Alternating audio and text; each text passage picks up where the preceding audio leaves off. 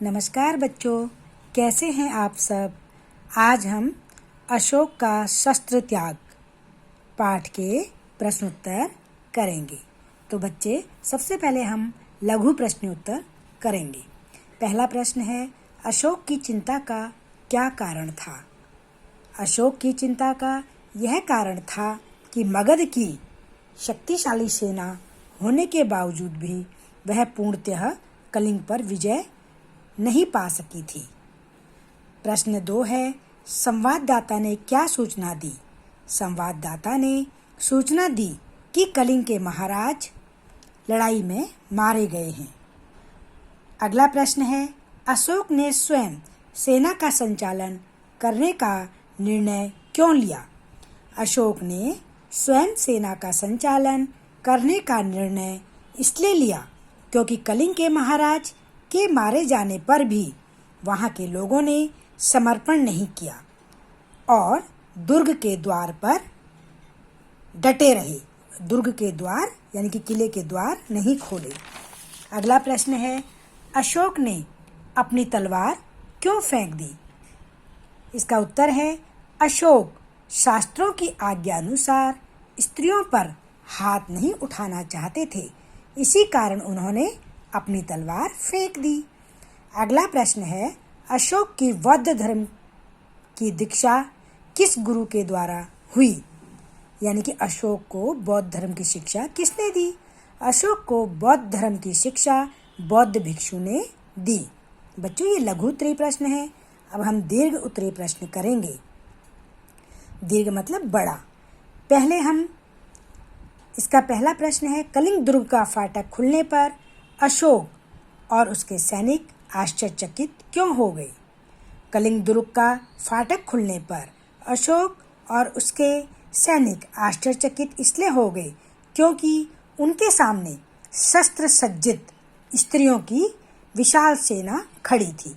यानी कि स्त्रियां खड़ी थी और पूरी जो शस्त्र होते हैं, जो हथियार होते हैं, वो सब उन्होंने धारण किए हुए थे। अगला प्रश्न है, राजकुमारी पद्मा ने अपनी स्त्री सेना को ललकारते हुए क्या कहा। राजकुमारी पद्मा ने अपनी स्त्री सेना को ललकारते हुए कहा कि बहनों, तुम वीर कन्या, वीर भगिनी और वीर पत्नी हो, मुझे तुमसे कुछ नहीं कहना है। जिस सेना ने तुम्हारे पिता, पुत्र, पति और भाई की हत्या की है, वह तुम्हारे सामने खड़ी है। आज उसी से तुम्हें लोहा लेना है। लोहा लेना है मतलब ये मुहावरा है, इसका अर्थ होता है मुकाबला करना है। तुम सब प्रण करो कि जन्मभूमि की पराधीनता को नहीं देखोगी। जननी जन्मभूमि को पराधीन होने से पहले तुम सदा के लिए अपनी आंखें बंद कर लोगी। अगला प्रश्न है, पद्मा ने अशोक को अपना परिचय देते हुए क्या कहा। पद्मा ने अशोक को अपना परिचय देते हुए कहा कि मैं कलिंग महाराज की सुपुत्री पद्मा हूँ। मैं हत्यारे अशोक से लड़ने आई हूँ। मैं उससे द्वंद्व युद्ध करना चाहती हूँ। अगला प्रश्न है, मैं तुमसे शास्त्र सीखने नहीं आई हूँ, शस्त्रों से युद्ध करने आई हूँ। इस कथन के माध्यम से राजकुमारी क्या कहना चाहती थी। इस कथन के माध्यम से राजकुमारी पद्मा अपनी प्रतिशोध की भावना को व्यक्त करना चाहती है, जो उसके हृदय में उसके पिता और लाखों बेगुनाहों की हत्या के अंगारे उसके हृदय में धधक रहे थे। अगला प्रश्न है, अशोक ने पद्मा के आगे सिर झुकाते हुए क्या कहा। अशोक ने पद्मा के आगे सिर झुकाते हुए कहा कि मैं ही आपका अपराधी हूँ। जिस अशोक ने लाखों का सिर काटा है और जिस अशोक का सिर आज तक किसी के आगे नहीं झुका, वह आपके आगे नत है। काट लीजिए इस मस्तक को, मैं शस्त्र नहीं उठाऊंगा। मेरी प्रतिज्ञा अटल है। अटल मतलब स्थिर है। पद्मा ने अशोक को जीवन दान क्यों दिया। इसका उत्तर है, पद्मा ने अशोक को जीवन दान इसलिए दिया क्योंकि राजकुमारी पद्मा एक निडर एवं वीर क्षत्राणी थी। वह युद्ध लड़ने और उसके नियमों वह धर्मों को भली भांति जानती थी, परंतु पद्मा ने निहत्थे अशोक पर वार नहीं किया, क्योंकि निहत्थों पर हमला करना यानी कि वार करना शास्त्रों और नियमों के खिलाफ था। अगला प्रश्न है, युद्ध जीवन का सुख चैन छीन लेते हैं, क्या आप इस कथन से सहमत हैं? तो बच्चों इसका आंसर आपने अपने हिसाब से देना है।